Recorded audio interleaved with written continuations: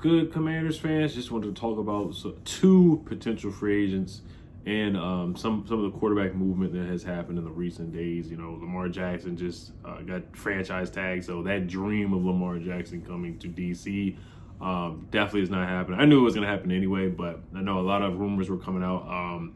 Matthew Berry came up with something. Mike Florio came up with something. So that stuff is going to stop. And now Derek Carr has been signed by the New Orleans Saints. So people are talking about maybe Andy Dalton or Jameis Winston coming to DC. I would not take Jameis, maybe Andy Dalton, but of course they're both backups. You're not going anywhere with those two. I'd rather just see what you got in Sam I Am. But if they're going to back up Sam, I probably wouldn't mind Andy Dalton.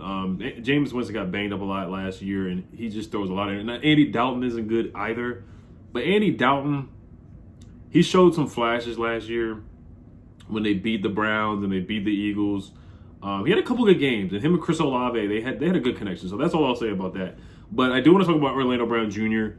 and Eric Kendricks. Now, Orlando Brown Jr., the only reason why I want to say him, I don't think it's going to happen just because of Ron Rivera. You know the way he moves. He doesn't like to spend a lot of money on guys at all. He doesn't like to make big moves. The only potential really big signing that he was going to make was Amari Cooper. Like, reportedly, he was going to give him $22 million.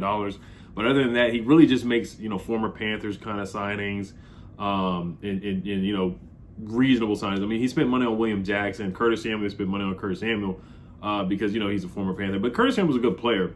But one reason why Orlando Brown Jr., I think, has a little bit of legs to it. There's no rumors. There's no reports or anything like that. I'm just talking about free agency because it's coming up on next week, on Monday, I believe. It's because Eric Bieniemy coached Orlando Brown Jr. He just won a Super Bowl with Orlando Brown Jr. So there's a connection. We just saw them sign Marcus Kemp, who's going to probably be a special teams guy or a camp body. But former Kansas City Chiefs guys, is Eric Bieniemy going to have some type of say or have a good way in recruiting some former Chiefs to come to DC and play for the Commanders? So we'll see. Just kind of like how Ron brought in a bunch of former Panthers. Now, Orlando Brown, if you didn't hear, he's not going to be franchise tagged. The Chiefs will not franchise tag him this upcoming season. It's going to be worth nearly $20 million, which is a good amount of money for sure. That's top left tackle money in the league. And Orlando Brown is possibly looking for more than that. So Orlando Brown, he's been in the league for about 5 years. He's made 4 Pro Bowls in his time with the Chiefs. Played for Baltimore. He was the 3rd round pick in 2018. His dad, of course, played in the NFL. And his dad lives in the DMV area, of course, as well. Now, he's been very durable. He played 16 games in 2018, 2019, 2020, 2021. He played 16 games. Played in 17 games in 2022. So he's been super, super durable. He started off as a right tackle, then moved over to left tackle. Now, his combine when he came out was pretty bad, but who cares?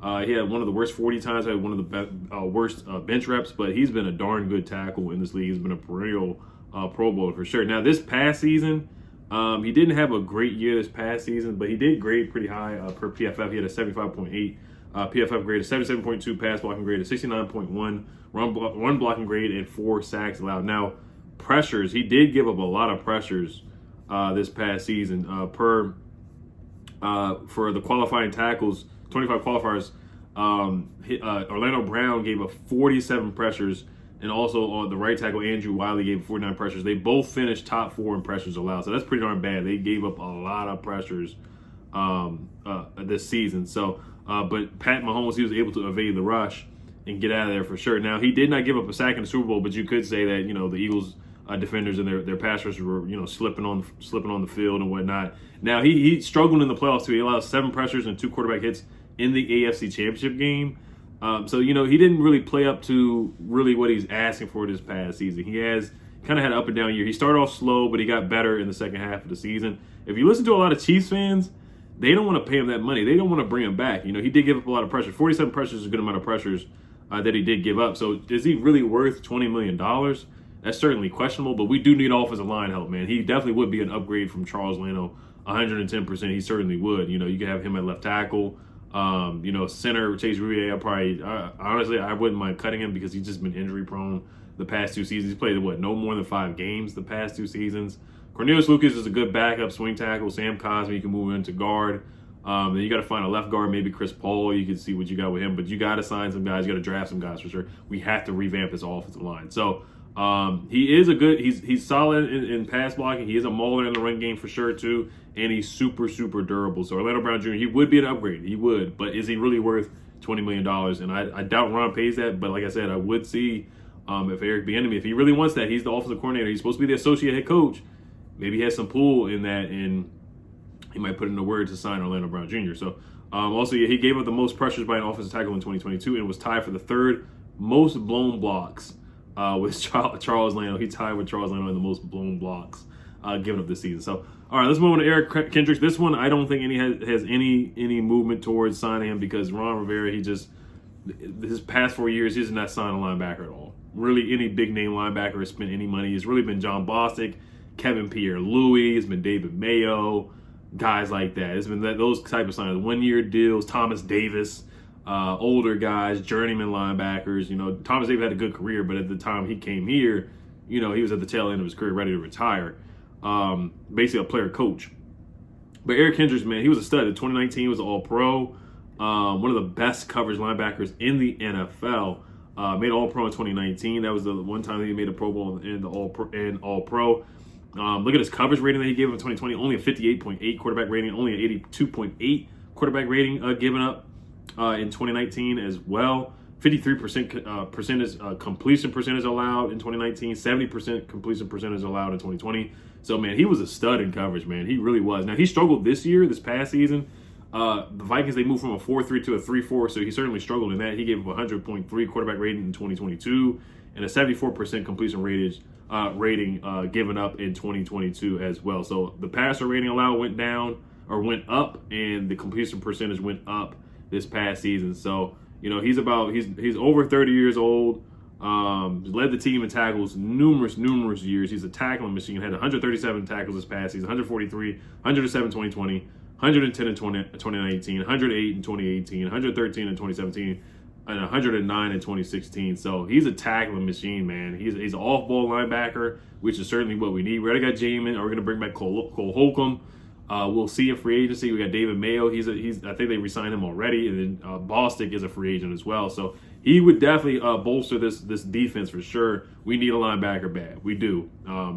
Either draft one or sign a veteran. And I don't think he would really break the bank at this moment, to be honest with you.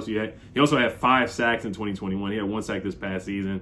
Career high 3 interceptions in 2020, and then 2021 had 2 interceptions. Now, tackles aren't the end-all, be-all.